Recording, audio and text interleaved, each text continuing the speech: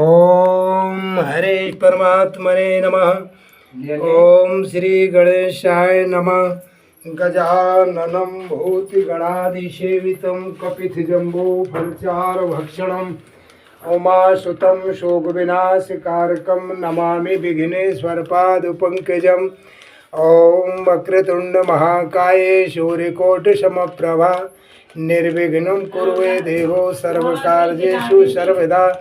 अभिषिद्धो पूजिते हम सुरागणे सर्वविघ्नहरस्तस्मै श्री गणाधिपते नमः। ओम जयति काले भद्रकाले कपालिनी शिवधात्री स्वाहा स्वाहा नमस्ते। ओम सर्वमंगल मंगल्ये शिवे सर्वार्थ साधिके शरण्ये त्र्यंबके गौरी नारायणी नमस्ते। या देवी सर्वभूतेषु शस्ता नमस्तस्यै नमस्तस्यै नमस्तस्यै नमो नमः। ओम हरे परमात्मने नमः। ब्रह्मा मुरारी त्रिप्रांतकारी भानु शशि भौम सुतेर्दस्यों गुरुश शुक्राय श्रीराम कृत्वा संग्रह शांति कारा भवन्तु। ओम सर्वे भवन्तु सुखिनः सर्वे सन्तु निरामय सर्वभद्राणि पश्यन्ति मा कच्चित् दुर्भाग्येत्।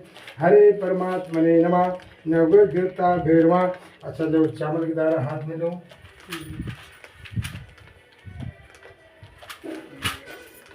और एक सिक्का हाथ में ले लो। ओम विष्णु ओम महापवित्रो पवित्रो वा सर्वस्वं गत्वा पिवासितं पुण्डरीकाक्षौ पुनाधौ पुण्डरीकाक्षौ अपवित्रो पवित्रो वा सर्वस्वं गत्वा पुण्डरीकाक्षौ गंगा च यमुना गोदावरी नर्मदा सिंधु कावेरी जलेस्मिन् सन्निधिं कुरु। हरे परमात्मने नमः।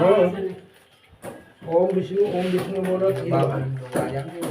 ओम विष्णु बोलो 3 बार। हरे परमात्मा। आज बृहस्पतिवार का आखिरी उद्यापन हेतु ये संकल्प करते हैं कि आज से भगवान बृहस्पति देव का व्रत संपूर्ण हुआ और आज से व्रत समाप्त करने हेतु मन में संकल्प करके भगवान गणेश को समर्पण कर दें। ओम हरे परमात्मने नमः। ओम हाँ अब स्नान कराओ सब देवताओं को। ओम महापवित्रो ये इसमें जिकाय के लिए। ओम महापवित्रो पवित्रो वा सर्वेशं नतो वासितं पुण्डरीकाक्षौ पुनाधो पुण्डरीकाक्षम्। ओम महापवित्रो पवित्रो वा सर्वेशं नतो वासितं पुण्डरीकाक्षम्। ओम स्नान गणेश जी को कराओ, कलश को कराओ, सबको स्नान कराओ। ओम महापवित्रो पवित्रो वा सर्वेशं नतो वासितं पुण्डरीकाक्षौ पुनाधो। अच्छा अब ये चंदन रोरी लगाओ गणेश जी को, ठाकुर जी को, सबको लगाओ, यहाँ भी लगाओ। ओम खंड चंदनम पापनाशनम भगवान मंगलम विष्णु गंधधारम दुरधर्षम नित्य पुष्टिम करेश्वरम ईश्वरेश्वर भूतानाम तोम हेतु रेश्याम गंधम समर्पयामि। ओम गंधद्वारा दुरधर्षम नित्य पुष्टिम करेश्वरम ईश्वरेश्वर भूतानाम तोम हेतु रेश्याम। ओम हरे परमात्मने नमः। ओम अब ये इनको चढ़ाओ। ओम तांबूलम समर्पयामि। 9 जगह चढ़ा दो इनको, है ना। ओम तांबूलम समर्पयामि। ओम हद्राचूर्णम समर्पयामि। ओम हरे परमात्मने नमः। इनको सबको चढ़ाओ। ओम आवाहयामि स्थापयामि पूजायामि। हरे परमात्मने नमः। ओम वस्त्रम उपवस्त्रम समर्पयामि। ओम वस्त्रम उपवस्त्रम समर्पयामि। सब जगह एक।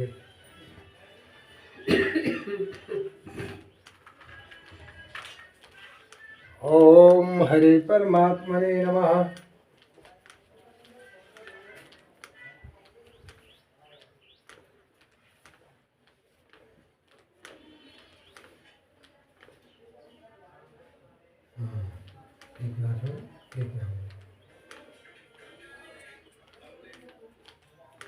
ओम वस्त्रम समर्पयामि। अब नैवेद्य चढ़ाओ। ओम नैवेद्यम समर्पयामि। ओम हरे परमात्मने नमः। ओम नैवेद्यम समर्पयामि। गणेश जी को दूबा चढ़ाओ। हाँ, एक एक सिक्का सामने रख दो। ओम नैवेद्यम सर्वं समर्पयामि। ओम दुर्वा समर्पयामि। नहीं बस यही एक एक सिक्का रख दो सबको। ओम हरे परमात्मने नमः। द्रव्यं समर्पयामि। ओम नारायणाय नमो नमः।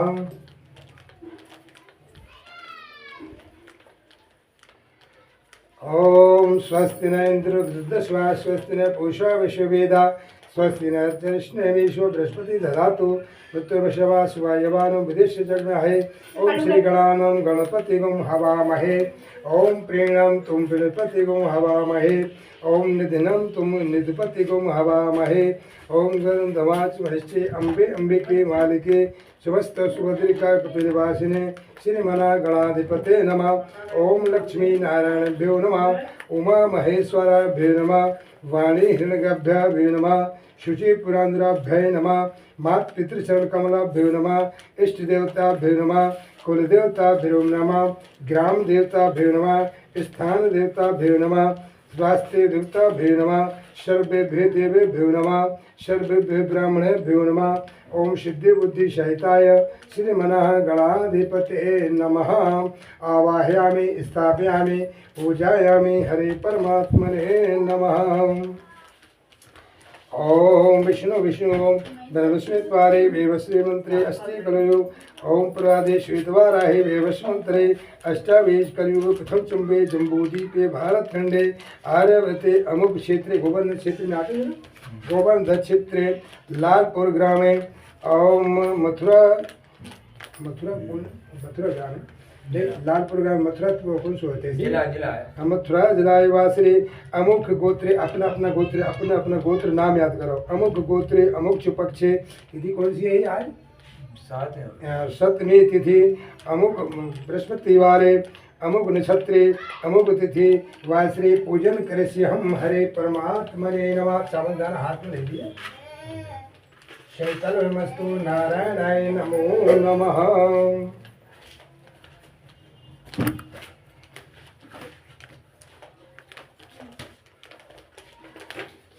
बोल से बृहस्पति देव भगवान की जय।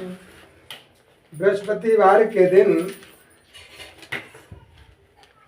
जो भी स्त्री पुरुष व्रत के करे उसको चाहिए कि वह दिन में एक ही समय भोजन करे, क्योंकि इस दिन बृहस्पति देव भगवान का पूजन होता है। और भोजन पीले चने की दाल आदि का करें, परंतु नमक रहित खावें। पीले वस्त्र पहने और पीले ही फलों का प्रयोग करें। पीले चंदन से पूजन करें। पूजन के बाद प्रेम पूर्वक बृहस्पति देव की कथा सुननी चाहिए। इस व्रत को करने से मन की समस्त इच्छाएं पूरी होती है और बृहस्पति महाराज प्रसन्न होते हैं। धन पुत्र विद्या तथा मनवांछित फलों की प्राप्ति होती है। परिवार में सुख तथा शांति रहती है। इसलिए यह व्रत सर्वश्रेष्ठ और अति फलदायक है। इस व्रत में केले का पूजन करना चाहिए और कथा और पूजन के समय मन कर्म वचन से शुद्ध होकर जो इच्छा हो बृहस्पति देव से प्रार्थना करनी चाहिए। उन इच्छाओं को बृहस्पति देव और अवश्य पूर्ण करते हैं, ऐसा मन में दृढ़ विश्वास रखना चाहिए। बृहस्पतिवार व्रत कथा। प्राचीन काल में भारत में एक राजा राज करता था। वह बड़ा ही प्रतापी और दानी था। वह नित्य मंदिर में दर्शन करने जाता था तथा ब्राह्मण और गुरु की सेवा करता था। उसके द्वारा से कोई भी निराश होकर नहीं लौटता था द्वार से, तथा वह प्रत्येक गुरुवार को व्रत एवं पूजन करता था। वह गरीबों की सहायता करता था, परंतु यह सब बातें उसकी रानी को अच्छी नहीं लगती थी। न वह व्रत करते और न किसी को एक पैसा दान देती थी तथा राजा से भी ऐसा करने को मना करती थी।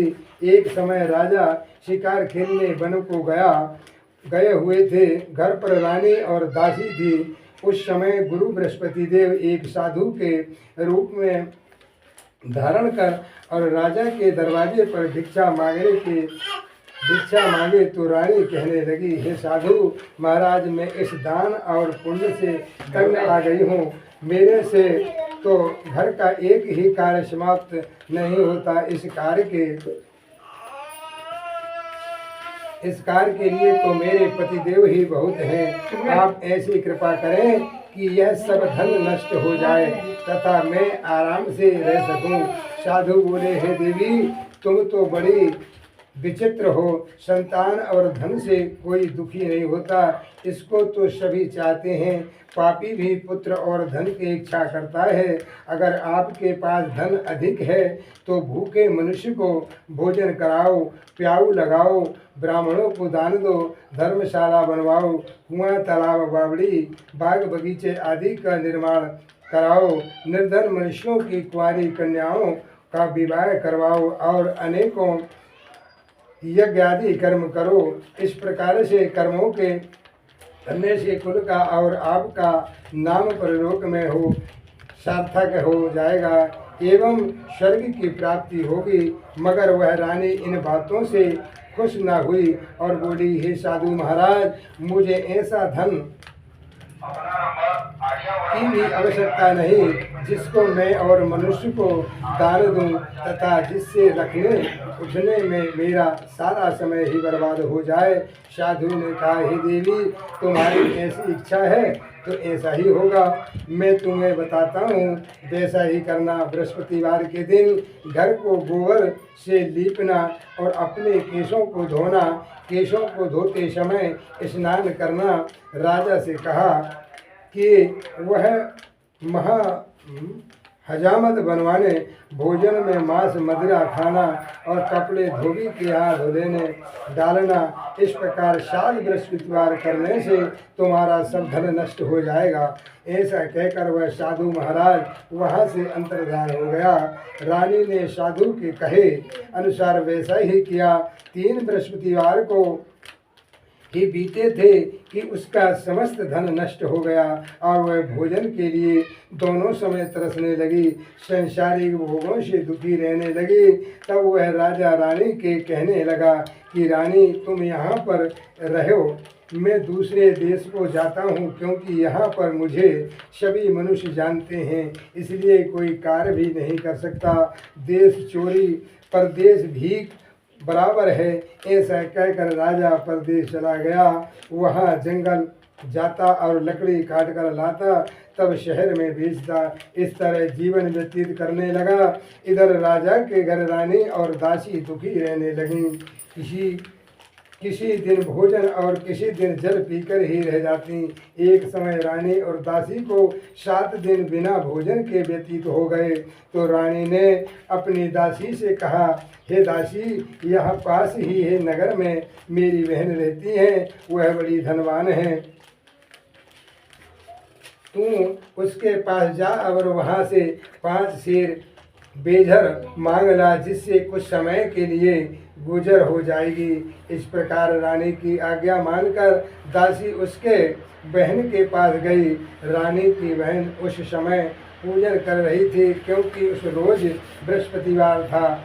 जब दासी ने रानी की बहन को देखा और उससे बोली, हे रानी, मुझे तुम्हारी बहन ने भेजा है और मेरे लिए 5 सेर बेजर दे दो। इस प्रकार दासी ने अनेक बार कहा, परंतु रानी की बहन ने कुछ उत्तर न दिया, क्योंकि वह उस समय बृहस्पतिवार की व्रत कथा सुन रही थी। इस प्रकार जब दासी को किसी प्रकार का उत्तर नहीं मिला तो वह बहुत दुखी हुई। एवं क्रोध भी आया, परंतु वह बिना कुछ कहे लौटकर अपनी रानी के पास आकर बोली, हे रानी, तुम्हारी बहन तो बहुत ही घमंडी है, वह छोटे लोगों से बात भी नहीं करती, इसलिए उसने मेरी बात को कोई उत्तर नहीं दिया। मैं वापस चली आई। रानी बोली, हे दासी, इसमें उसका कोई दोष नहीं है।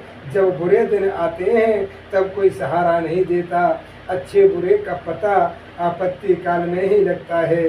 अब जो ईश्वर की इच्छा होगी वही होगा, यह सब हमारे भाग्य का दोष है। इधर उस रानी ने देखा कि मेरी बहन की दासी आई थी, परंतु मैं उससे नहीं बोली, इससे वह बहुत दुखी हुई होगी। यह सोच कथा को सुन और विष्णु भगवान का पूजन समाप्त कर वह रानी बहन के घर गई और अपनी बहन से कहने लगी कि हे बहन, मैं बृहस्पतिवार का व्रत कर रही थी, तुम्हारी दासी गई, परंतु जब तक कथा होती है तब तक ना उठते हैं और ना बोलते हैं, इसलिए मैं ना बोली। कहो दासी क्यों गई थी? रानी बोली, बहन हमारे यहाँ अनाज नहीं था, वैसे तुमसे कोई बात छिपी नहीं है, इस कारण मैंने दासी को तुम्हारे पास 5 सेर बेजर लेने के लिए भेजा था। रानी बोली, बहन बृहस्पति भगवान सभी मनोव्रत का पूर्ण करते हैं, देखो शायद तुम्हारे घर में अनाज रखा हो। इस प्रकार का वचन सुनकर रानी ने सुना तो वह घर के अंदर गई और वहाँ उसे घड़ा बेजर का भरा मिल गया। तब वह रानी और दासी बहुत खुशी हुई और दासी कहने लगी, हे रानी देखो, वैसे हमको जब नहीं मिलता तो हम रोज ही व्रत करते हैं, अगर इससे बृहस्पतिवार व्रत की विधि और कथा पूछ ली जाए तो उसे हम भी किया करेंगे। तब उस रानी ने अपनी बहन से पूछा, ये बहन बृहस्पतिवार के व्रत की कथा कैसी है तथा यह व्रत कैसे करना चाहिए? रानी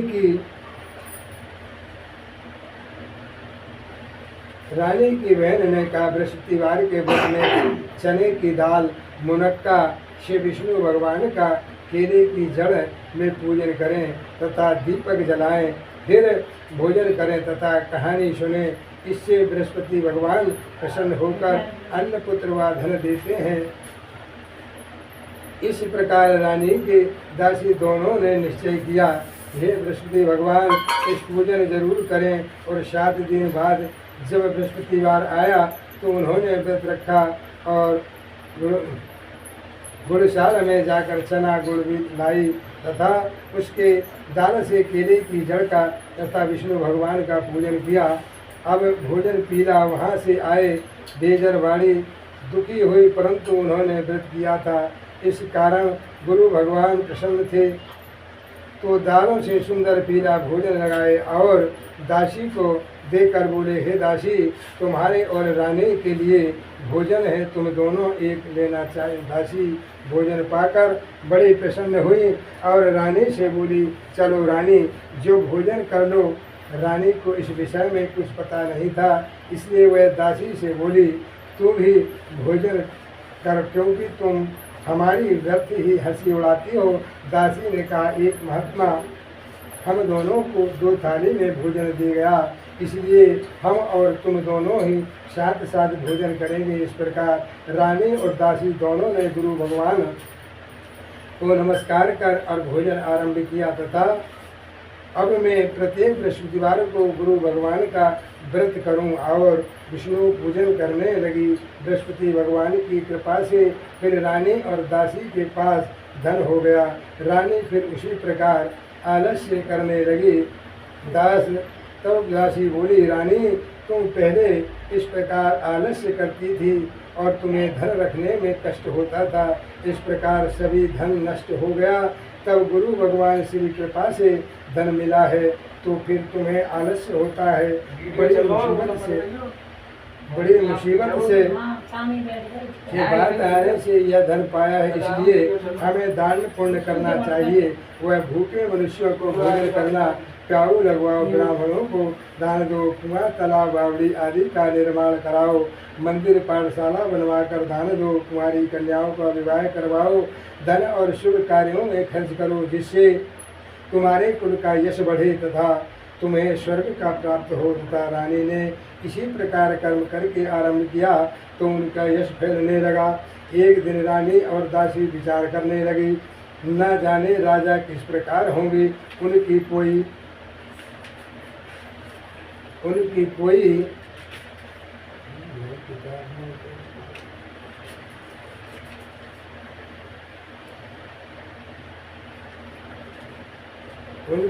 खबर नहीं। तब गुरु भगवान ने उन्होंने प्रार्थना की। भगवान ने रात्रि में राजा को स्वप्न में कहा, हे राजा उड़ तेरी रानी तुझको याद कर रही है और अपने देश को जाओ।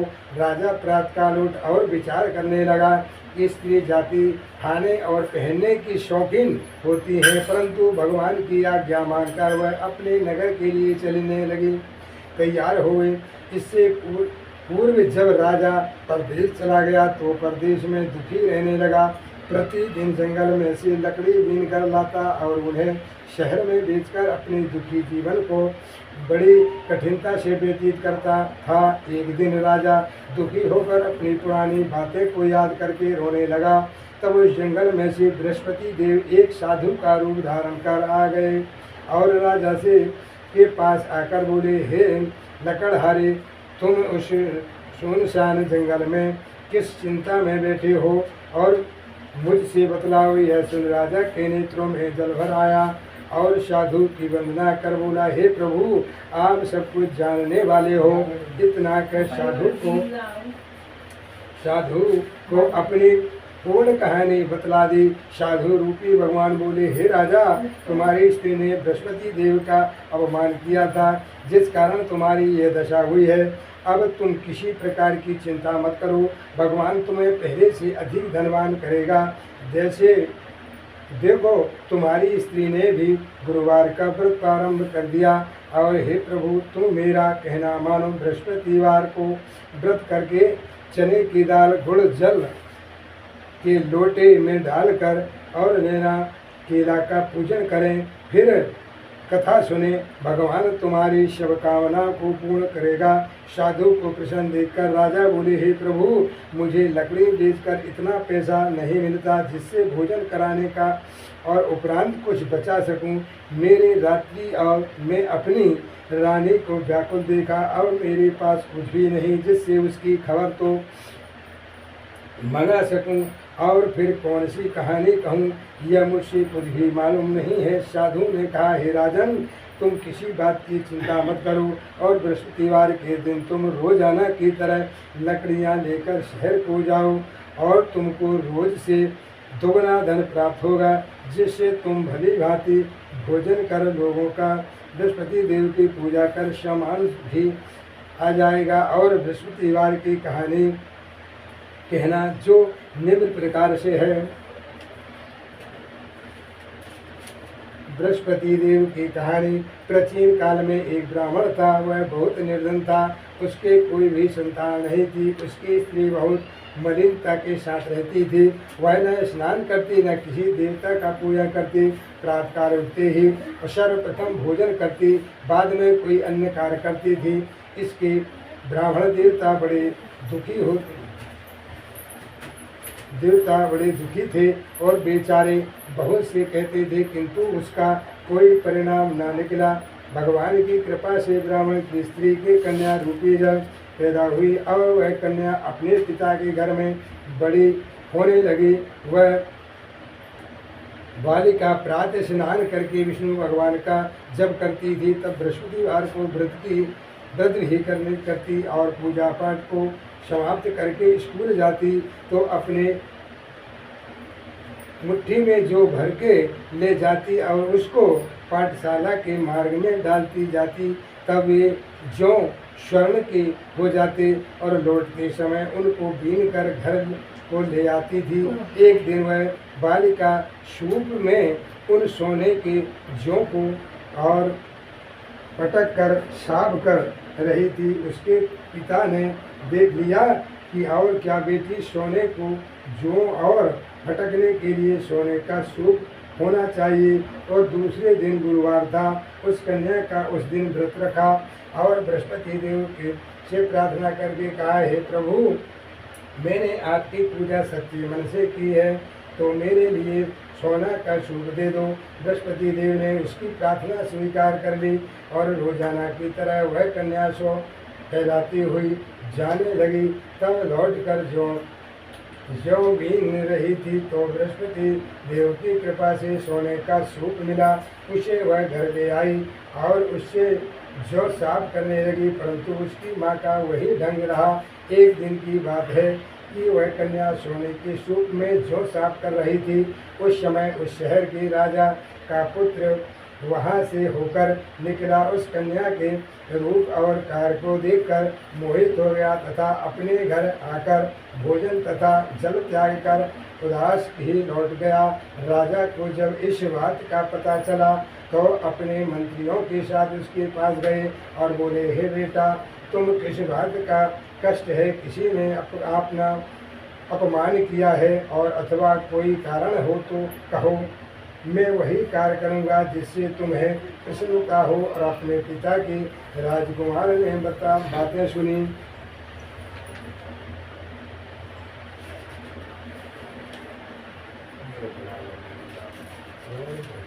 बातें सुनी तो वह बोला, मुझे आपकी कृपा से किसी बात का दुख नहीं है और किसी ने मेरा अपमान नहीं किया, परंतु मैं उस लड़की के साथ विवाह करना चाहता हूँ जो सोने के सूप में जो पोशाक कर रही थी। यह सुन राजा आश्चर्य में पड़ा और बोला, हे बेटा, इस तरह की कन्या का पता तुम ही लगाओ, मैं उसके साथ तेरा विवाह अवश्य ही कर दूंगा। राजकुमार ने उस लड़की के घर का पता बतलाया। तब मंत्री उस लड़की के घर गए और ब्राह्मण देवता को सभी हाल बतलाया। ब्राह्मण देवता राजकुमार के साथ अपनी कन्या के विवाह करने के लिए तैयार हो गई तथा विधि विधान के अनुसार ब्राह्मण की कन्या का विवाह राजकुमार के साथ हो गया। कन्या के घर से जाते ही पहले ही की भांति उस ब्राह्मण देवता के घर में गरीबी का निवास हो गया। अब भोजन के लिए भी अन्न बड़ी मुश्किल से मिलता था। एक दिन दुखी होकर और ब्राह्मण देवता अपनी पुत्री के पास गए। बेटी ने पिता की दुखी अवस्था को देखा और अपनी माँ का हाल पूछा। तब ब्राह्मण ने सभी हाल कहा। कन्या ने बहुत सा धन देकर अपने पिता को विदा कर दिया। इस तरह ब्राह्मण का कुछ समय सुखपूर्वक व्यतीत हुआ। कुछ दिन बाद फिर वही हाल हो गया। ब्राह्मण फिर अपनी कन्या के यहाँ गया और सभी हाल कहा तो लड़की बोली, हे पिताजी, आप माता जी के यहाँ दिवा लाओ, मैं उन्हें विधि बता दूंगी जिससे गरीबी दूर हो जाएगी। वह ब्राह्मण देवता अपनी स्त्री को के साथ लेकर पहुँचे तो पुत्री अपनी माँ को समझाने लगी, हे माँ, तुम प्रातःकाल उठकर और सर्वप्रथम स्नान आदि करके विष्णु भगवान का पूजन करो तो सब दरिद्रता दूर हो जाएगी। परंतु उस माँ ने एक भी बात नहीं मानी और प्रातःकाल उठकर अपनी पुत्री के बच्चों को और जूठन को खा लिया। यह देखकर उसकी पुत्री को भी बहुत गुस्सा आया और रात को कोठरी में से सभी सामान निकालकर और उसमें अपनी माँ को बंद कर दिया। प्रातःकाल उससे मैं भी निकला तथा और स्नान आदि करके पाठ करवाया तो उसकी माँ की बुद्धि ठीक हो गई और वह फिर प्रत्येक बृहस्पतिवार को व्रत रखने लगी।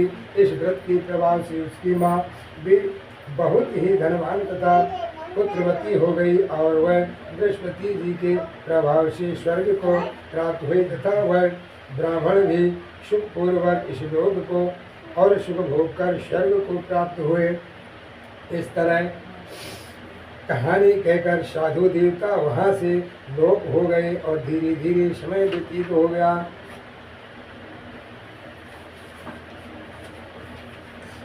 होने पर फिर वही बृहस्पतिवार के दिन आया। राजा जंगल में लकड़ी काटकर किसी शहर में बेचने गया।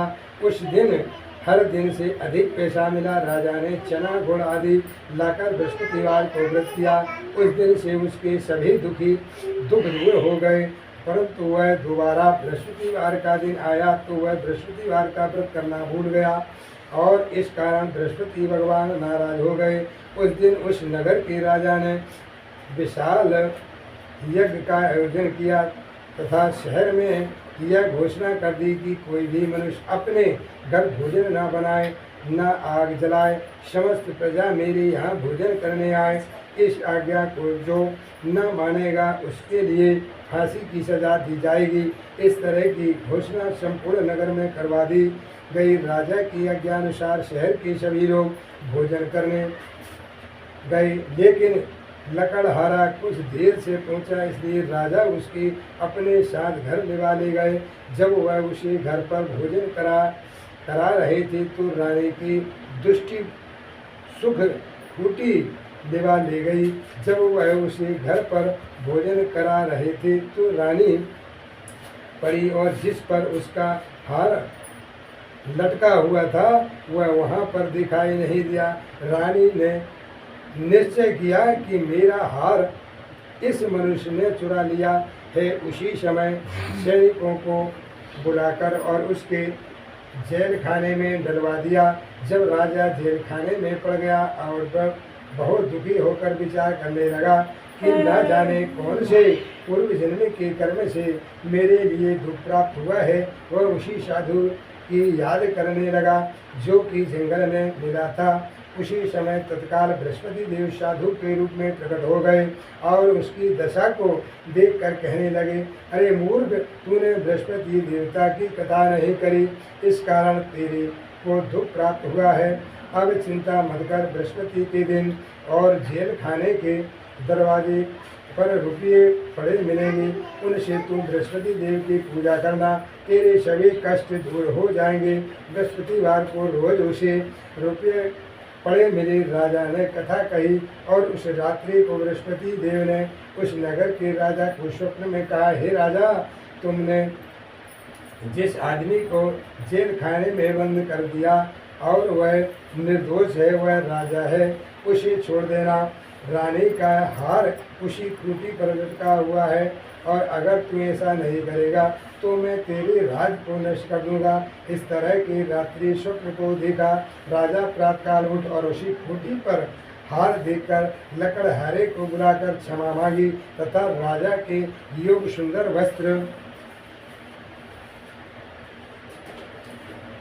वस्त्र आभूषण देकर विदा किया। उस साधु की आज्ञानुसार राजा अपने नगर को चल दिया। राजा जब नगर के निकट पहुंचा तो उस बड़ा आश्चर्य हुआ। नगर में पहले से अधिक बाग, तालाब और कुएं तथा बहुत सी धर्मशाला, मंदिर आदि बन गए। राजा ने पूछा कि यह किसका बाग है, धर्मशाला है। तब नगर के सब लोग कहने लगे, सब रानी के हैं। राजा को आश्चर्य हुआ और गुस्सा में आया। तब रानी ने यह खबर सुनी कि राजा आ रहे हैं तो उसने दासी से कहा, हे दासी, देख राजा तुमको कितनी बुरी हाल में छोड़ गए थे, यह हमारी ऐसी हालत देखकर लौट न जाए, इसलिए तू दरवाजे पर खड़ी हो जा। रानी की आज्ञानुसार दासी दरवाजे पर खड़ी हो गई। राजा आए तो उन्हें अपने साथ लिवा लिया। तब राजा ने क्रोध करके अपनी तलवार निकाली और पूछने लगे, वह बताई कि यह धन तुम्हें कैसे प्राप्त हुआ।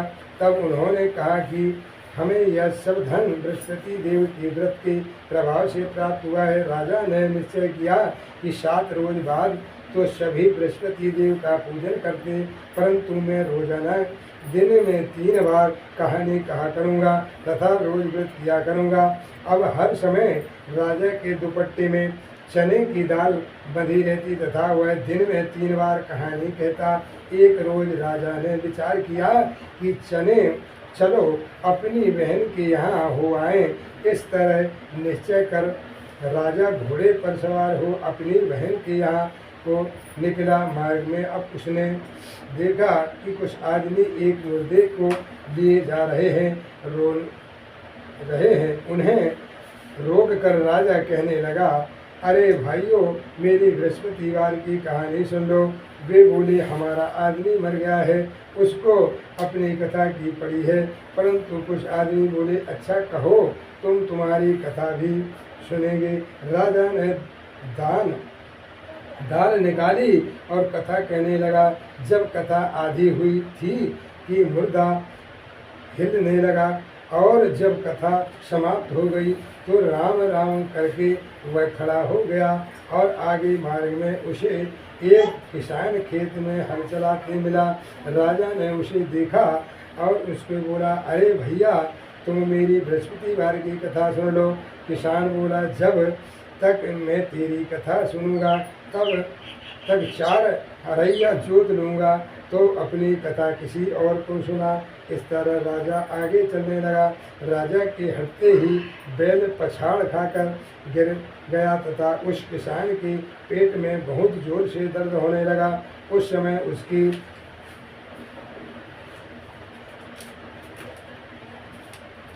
उसकी माँ रोटी लेकर आई। उसने जब ये देखा तो अपने पुत्र से सब हाल पूछा।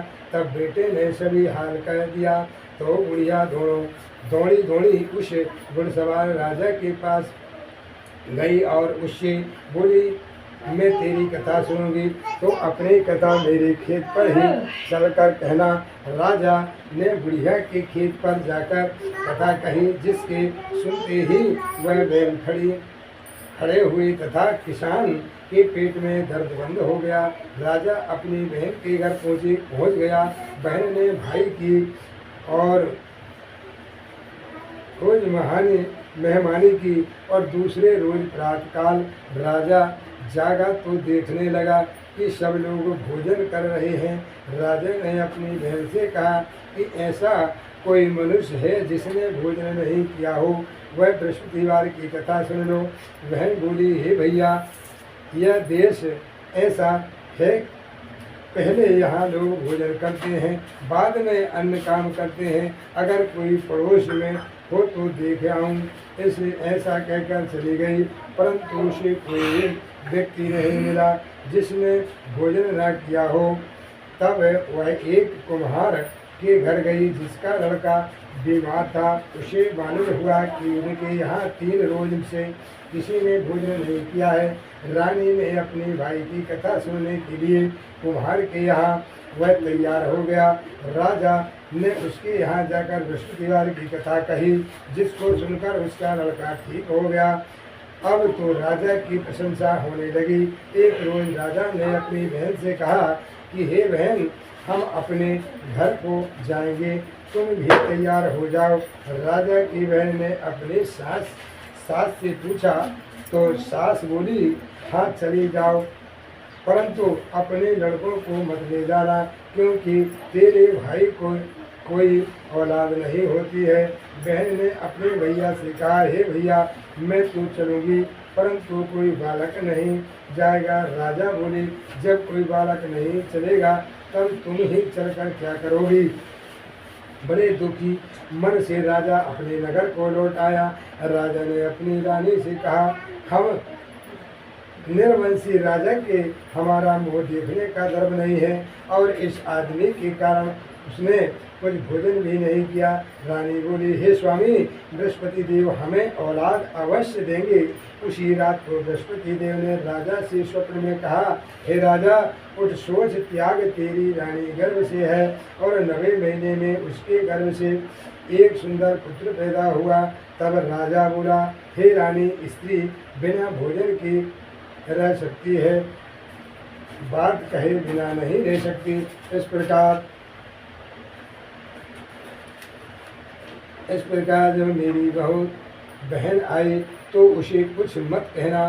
तब राजा की बहन ने यह सब शुभ समाचार सुना तो बहुत सुख हुई तथा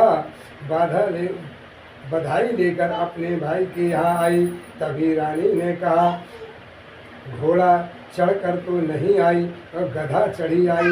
राजा की बहन बोली, भाभी, मैं इस प्रकार न कहती तो तुम्हें संतान कैसे मिलती।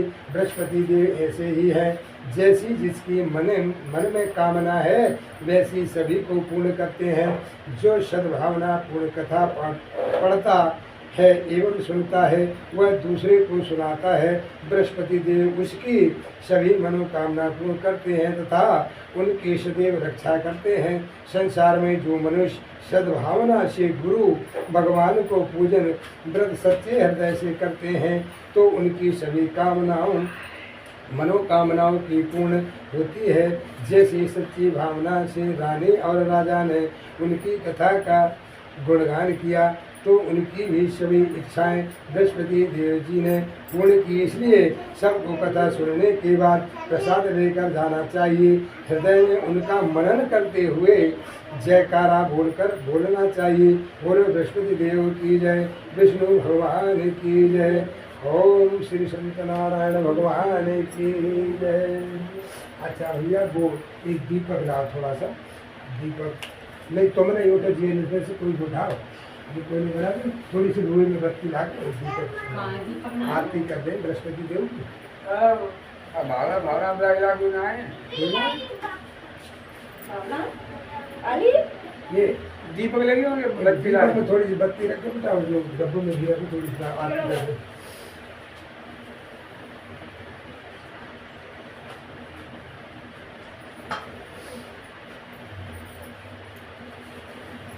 लड़की को बंद करना पड़ा पंखा पंखा बंद कर देंगे। या सारा दिख रहा है बात ही सारा दिख रहा सारा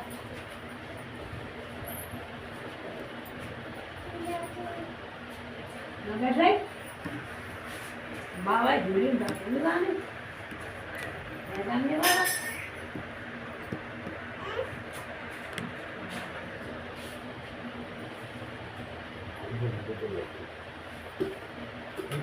भावना हो रहे हैं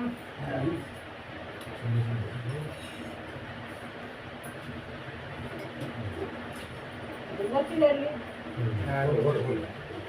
वो थोड़ा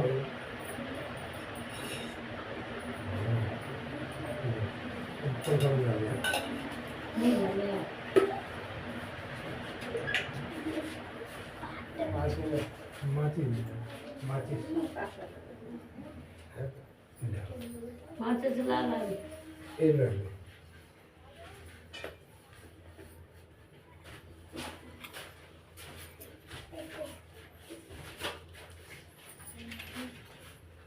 बत्ती ले हाँ रे